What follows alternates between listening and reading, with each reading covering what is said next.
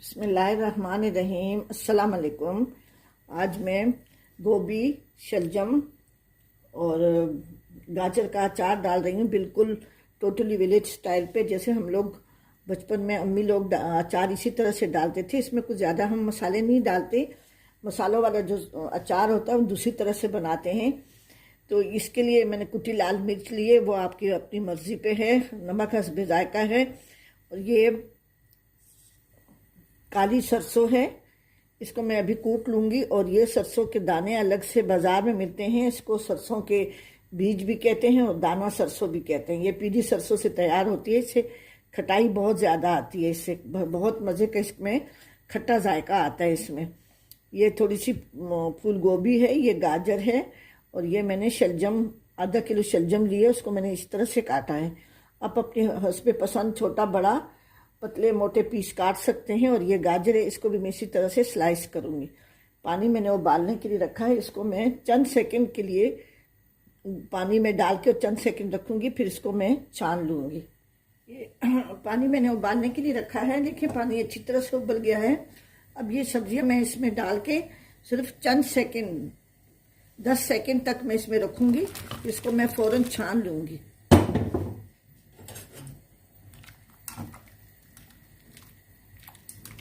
अगर ज़्यादा हमने इसको उबाल लिया तो ये सब्जियां बिल्कुल गल जाएंगी, अचार का सारा जायका ख़त्म हो जाएगा, फिर वो बिल्कुल जैसे पक्की हुई सब्जी है वो ऐसी हो जाती है। बस मैं अभी इसको छान रही हूँ। ये साफ़ सुथरी शीशे की बरनी है।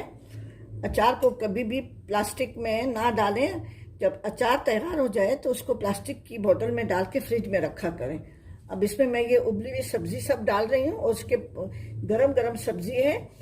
अगर आपके पास आपके घर धूप लगती है तो फिर आप किसी भी मतलब दिन को बनाएं, ठंडी सब्जी डालें गरम डालें, उससे कोई फ़र्क नहीं पड़ता। लेकिन मैं गरम इसलिए डाल रही हूँ क्योंकि मेरे घर में धूप बिल्कुल नहीं लगती। तो इसी गरम सब्जी में मैं सारे मसाले डाल दूँगी और इसको 24 घंटे रखूँगी।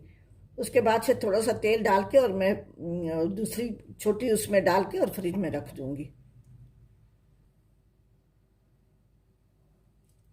अब ये मैंने डाल दिए हैं, इसमें सब्जी बरनी में डाल दिए है। ये 2 टेबल स्पून वो साबुत राई थी जो मैंने पीस ली है। नमक हस्बे जायका है, कुटी लाल मिर्च और ये वो दाना सरसों है जो बाज़ार में अलग से मिल जाती है। पीली सरसों के वो होते हैं, इसको बहुत अच्छा नाम है इसका, बस दहिए दानेदार होती है उसके, देखें बिल्कुल इसके दाने दाने से होते हैं।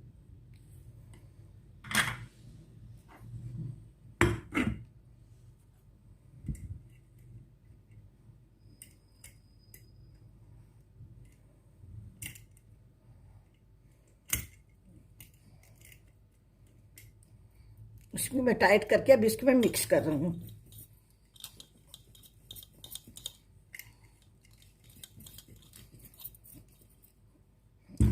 अभी थोड़ी देर रख के इसको मैं दोबारा मिक्स करूँगी।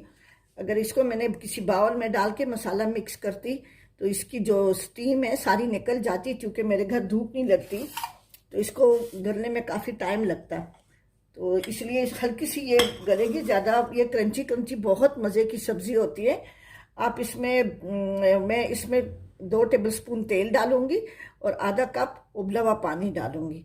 आप चाहें तो तेल ना डालें, पानी 2 कप डाल दें, लेकिन मैं इसको इसी तरह से करूंगी। इसमें 2 टेबल स्पून सरसों का तेल मैं डालूंगी 24 घंटे बाद और उबला हुआ पानी डालूंगी। अभी थोड़ी थोड़ी देर बाद मैं इसको करूंगी। तो अभी ये इसमें नमक गया है तो ये खुद ब खुद ही ये नीचे हो जाएगा। बहुत मज़े का अचार होता है। फिर इंशाल्लाह 24 घंटे बाद मैं इसको आपको दिखाऊंगी। जब ये जो मैंने अचार डाला था शलजम और उसका गोभी और गाजर का, उसको 24 आवर्स हो गए हैं, 24 घंटे इसको हो गए हैं। अब इसको अच्छी तरह से मिक्स करके मैं इसमें थोड़ा सा सरसों का तेल मिलाऊंगी। मैंने इसको गरम गरम उबाल के और मैंने इसको गरम गरम इस बरनी में डाल दिए थे, इसलिए कि मेरे पास हमारे घर में धूप बिल्कुल नहीं लगती। तो इसलिए अगर आपके घर धूप लगती है तो आप कच्चे शलजम से भी और गाजर से अचार डाल सकते हैं। अब इसको मैं ये सारा मसाला फिर बाद में मैं डाल दूंगी इसमें।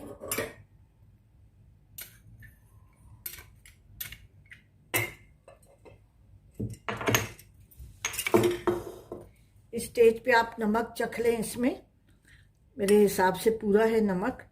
बहुत ही मज़े का अचार होता है। इसमें आप 1 गिलास पानी भी डाल सकते हैं, लेकिन मुझे तेल वाला ज़्यादा पसंद है। ये 1 टीस्पून देगी लाल मिर्च कलर के लिए,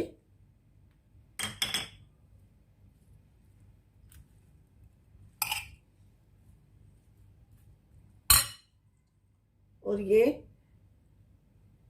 2 टेबलस्पून सरसों का तेल है। आप पका के डालें, ठंडा करके कच्चा डालें, इससे कोई फर्क नहीं पड़ता।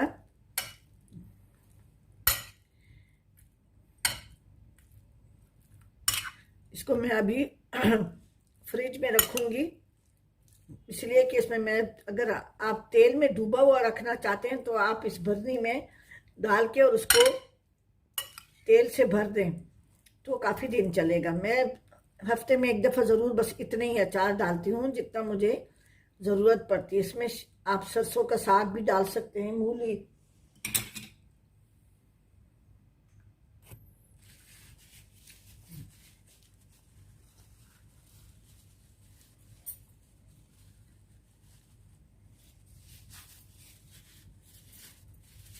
आप ज़रूर बनाएं ये अचार। आजकल ये शलजम और गाजर वगैरह सीजन में है।